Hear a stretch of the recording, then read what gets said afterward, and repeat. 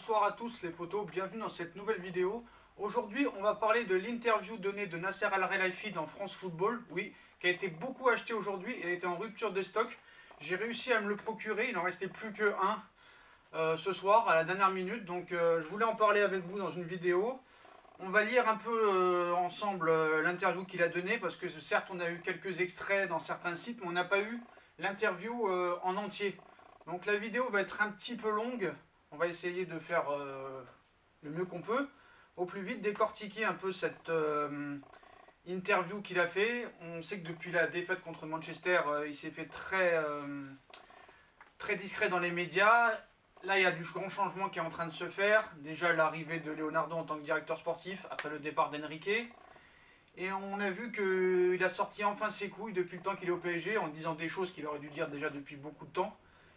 Mais bon, là, apparemment, il sort les crocs. Donc moi, dans mon avis, je pense que c'est Leonardo qui lui a dicté ce qu'il fallait dire.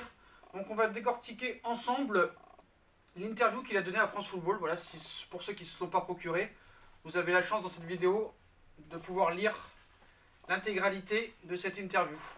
Donc le titre, hein, vous avez bien vu, c'est besoin d'un électrochoc. Donc il s'est réveillé un peu trop tard. Donc voilà, ça commence comme ça. Je ne sais pas si vous voyez avec le zoom. Voilà. Vous me direz en commentaire si vous avez bien vu. Voilà, donc on va commencer. Donc on avait besoin d'un électrochoc. Donc en sortie d'une fin de saison loupée et d'un début d'intersaison mouvementé, avec notamment l'arrivée de Leonardo à la place d'Enrique, ça on l'a déjà dit. On va commencer par les premières questions qu'il lui a posées le journaliste. Donc c'est parti les potos, installez-vous tranquillement, prenez un petit coca, prenez un petit truc à manger, installez-vous sur votre fauteuil. Je vais essayer d'articuler bien comme il faut, parler fort, et on va parler ensemble, et je vais vous donner mon ressenti, on va décortiquer un peu cette interview. Je vais vous la faire en entier, hein, parce que je sais que le France Football a été très vendu, et que tout le monde ne pourra pas voir l'interview. Donc première question, posée à Nasser Al-Khelaifi bien sûr. Si vous deviez donner une note au PSG pour la saison passée, c'est-à-dire celle qui vient de se passer, ce serait laquelle? Réponse de Nasser: je n'aime pas trop noter.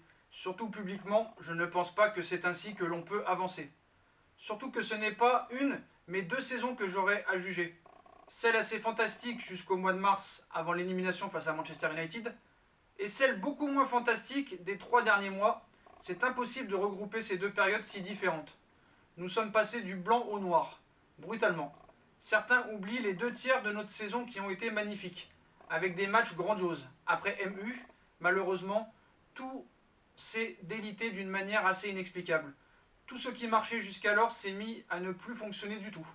C'est le côté un peu fou et irrationnel du foot. Donc voilà, ça on l'avait dit en commentaire, hein, que ça a été un choc pour tout le monde, mais on a quand même dit qu'en première partie de saison, il y a eu des bonnes choses quand même, hein, ça on l'a dit, donc pas tout le monde l'a oublié. Ça c'est ce que je dis moi. Donc il dit que face à Manchester, quelque chose s'est cassé. Donc le journaliste lui pose: quand avez-vous senti qu'il allait falloir procéder à des gros changements dans l'organisation? Nasser répond: l'idée ne m'est pas venue à un jour précis. La réflexion a petit à petit mûri pour finalement s'imposer. Si on veut continuer à grandir, il nous fallait du changement. Je me suis posé pas mal de questions, notamment, évidemment après notre élimination face à Manchester, qu'est-ce qui nous a manqué? Pourquoi ne parvient-on pas à passer un cap au niveau européen? Que faut-il modifier? Je me suis rendu compte que les changements étaient indispensables. Sinon, on n'allait nulle part. C'était le moment de changer. Tous les clubs, à un certain moment, ont d'ailleurs besoin de se donner un nouvel élan. Donc ça, on savait que c'était primordial, hein, dans la suite du Paris Saint-Germain. D'ailleurs, ça a déjà été fait avec l'arrivée de Leonardo. Donc le journaliste lui pose encore une question. Un nouvel élan pour changer quoi précisément? Nasser répond: il nous fallait des nouveautés, notamment parce qu'on ne peut pas compter de tels talents dans l'effectif et s'arrêter 3 années de suite en 8e de finale de Ligue des Champions. On ne fait pas la révolution, mais après le traumatisme de Manchester, on avait besoin d'un électrochoc pour passer à autre chose et surtout ne plus connaître ce genre d'humiliation. Face à Manchester, quelque chose s'est cassé. Dans ces cas-là, ça ne sert à rien d'essayer de réparer. C'est trop fragile. Il vaut mieux changer. Oui, mais ça, fallait changer depuis longtemps, hein, ta procédure de présidentielle. Je suis désolé, hein, même après Barcelone, il fallait beaucoup changer des choses, même si ça a été changé des choses après Barcelone, mais bon, apparemment, pas les bons hommes ont été là. Donc le journaliste lui dit: qu'est-ce qui s'est cassé lors de cette élimination? Nasser répond: l'issue de ce match a révélé certaines de nos faiblesses en termes d'engagement, d'implication, de motivation, de mentalité, des joueurs. En fait, tout ça ne crée pas une atmosphère positive pour aller tous ensemble vers les sommets. On a tous des rêves, notamment celui d'aller chercher un jour cette Ligue des Champions. Mais il faut tous s'en donner les moyens et le désirer encore plus fort que celui du camp d'en face. Or, face à Manchester, je suis convaincu que nous n'étions pas ceux qui nous voulions le plus la qualification. Est-ce que nous étions prêts, notamment mentalement? J'ai des doutes.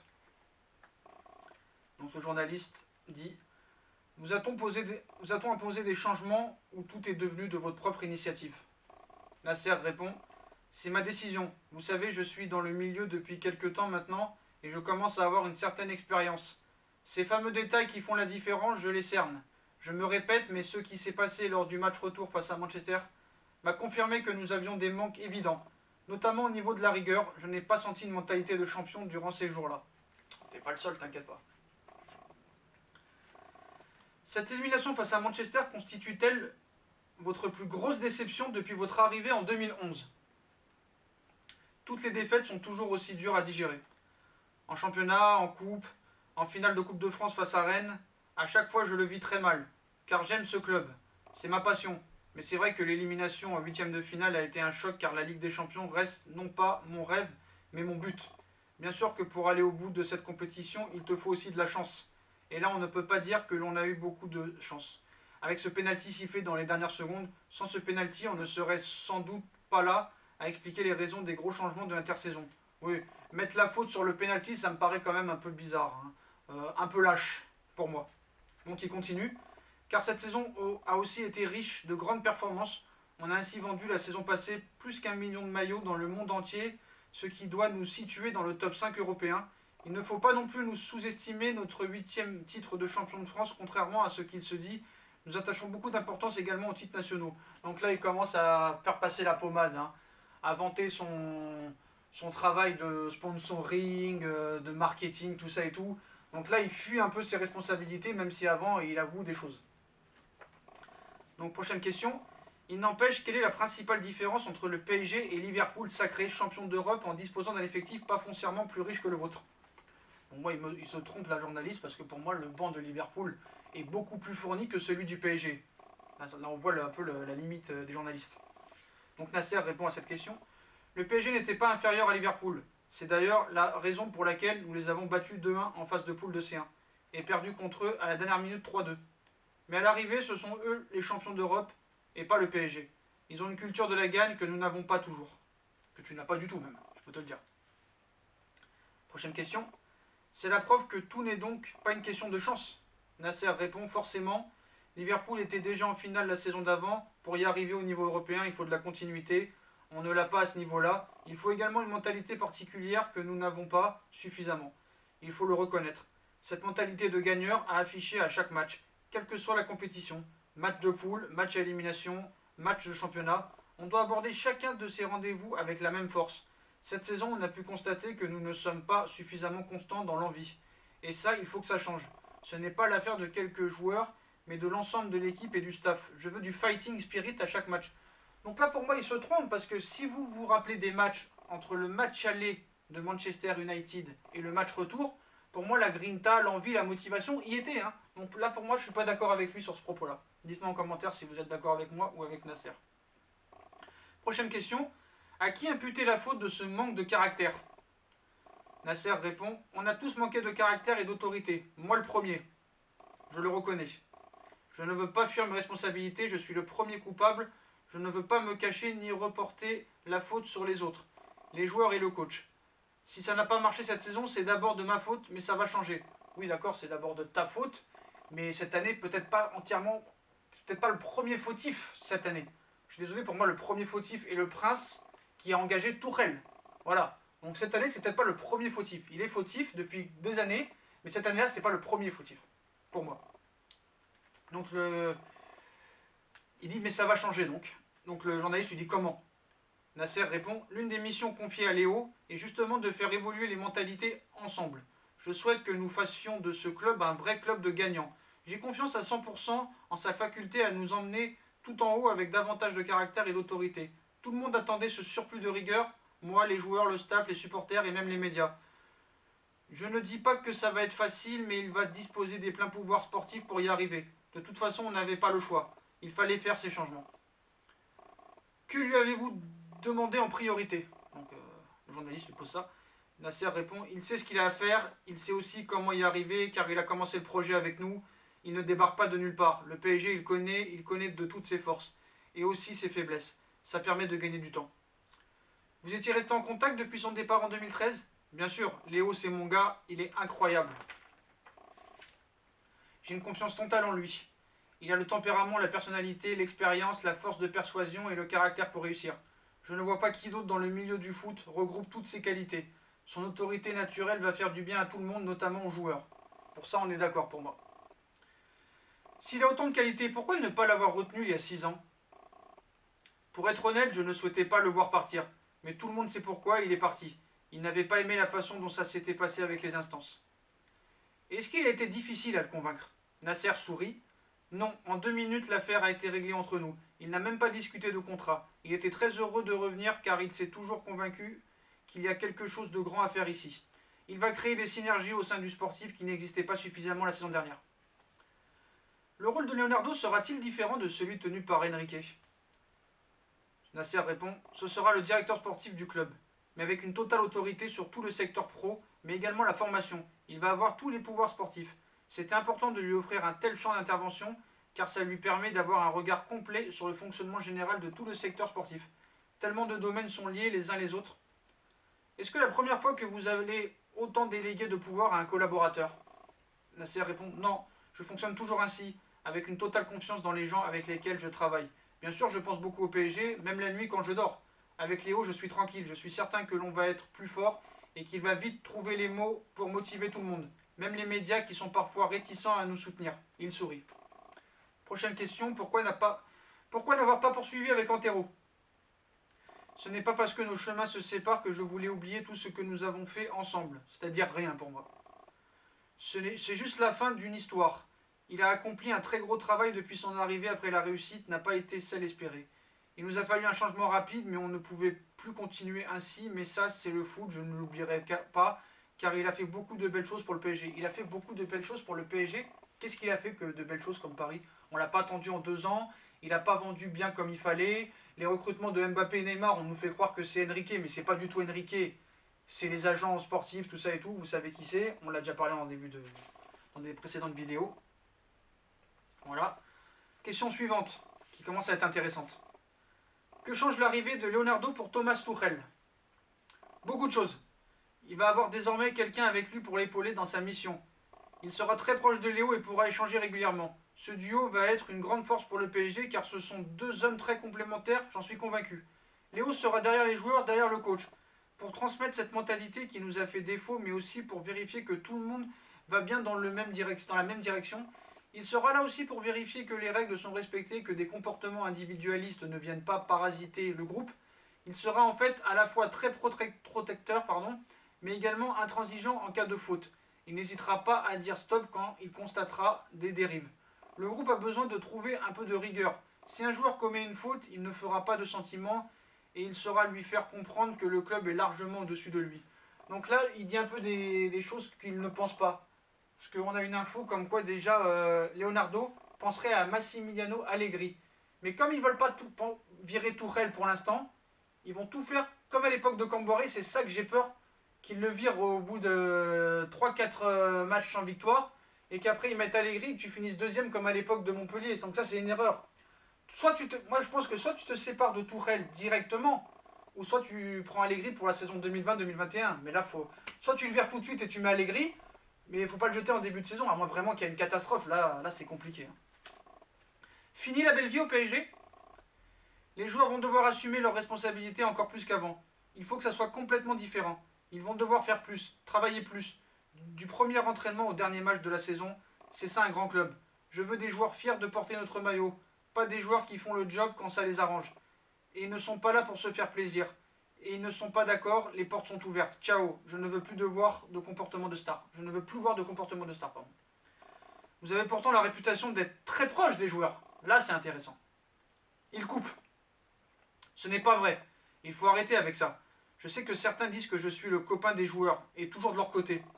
Et d'autres me reprochent de n'être jamais là. Il sourit. Alors qui croire? C'est ridicule. Tous ces professeurs qui veulent donner des leçons et qui ne savent rien sont parfois fatigants car ils n'ont aucune information sur ce qui se passe vraiment à tous les niveaux en interne.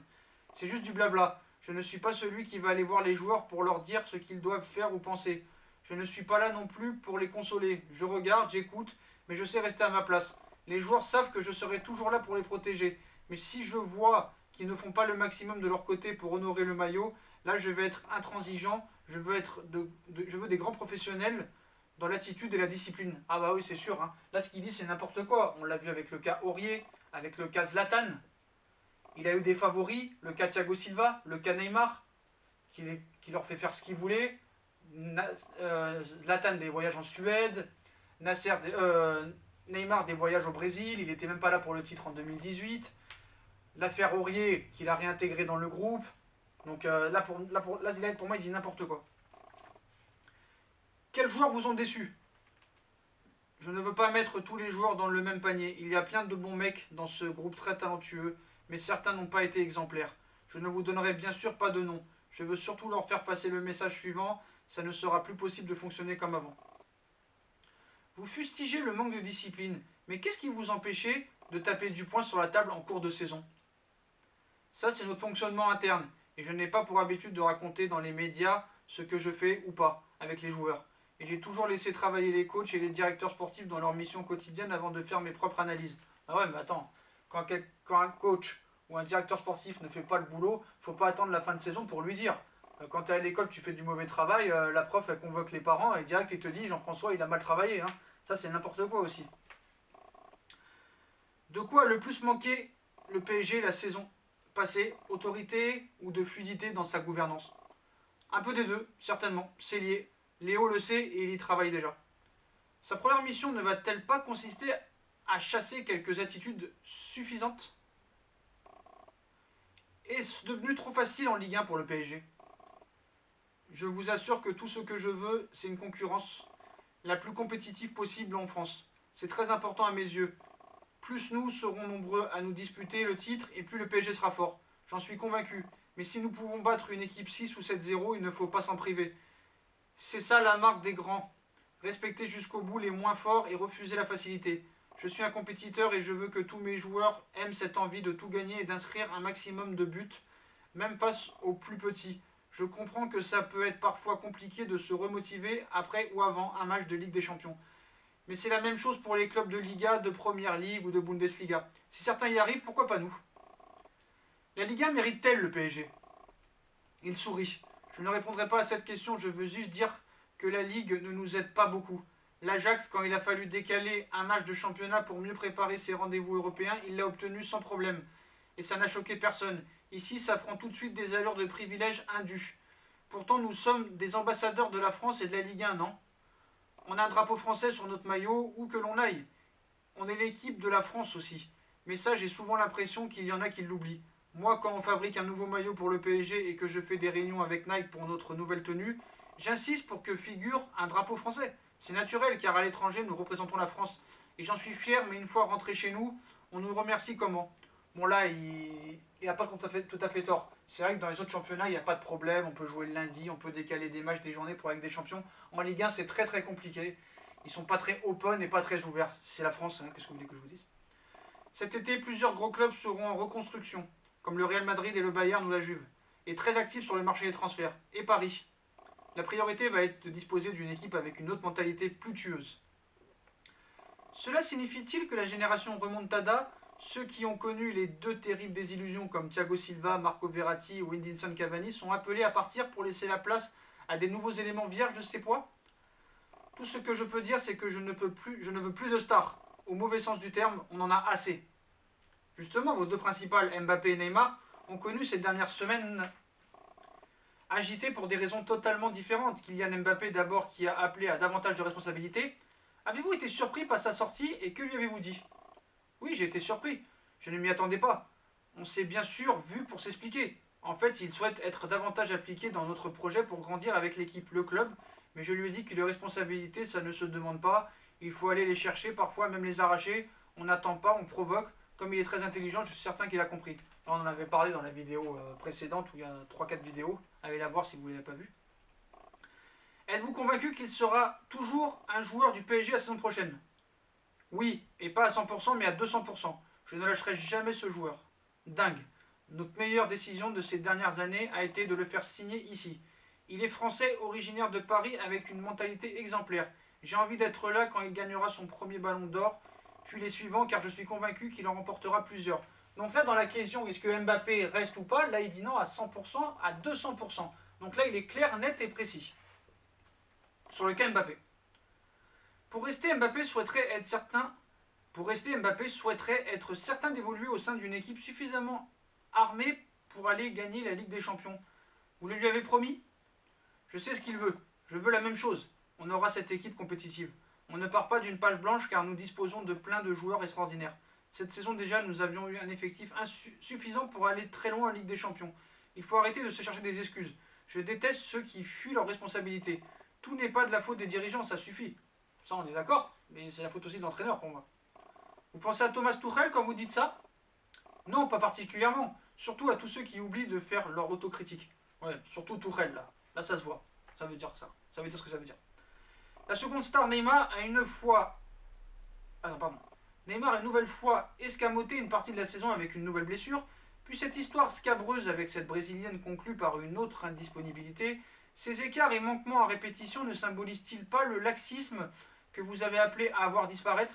Avez-vous pu en discuter avec lui ces derniers temps? Alors Nasser a un regard sombre. Je ne l'ai pas eu directement, mais j'ai eu son père.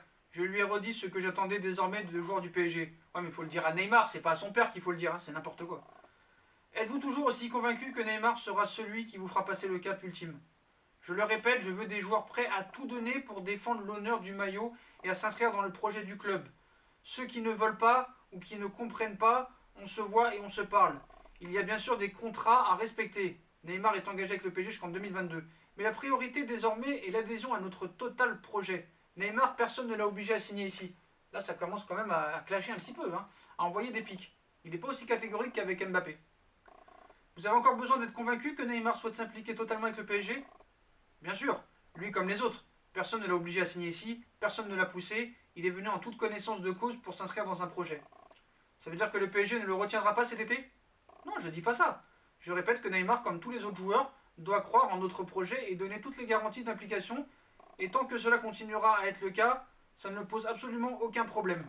Donc là, il n'est pas aussi catégorique qu'avec Mbappé. Hein. Là, il ne dit pas qu'il reste à 500%, à 1000%. Donc on peut se poser des questions sur une éventuelle vente.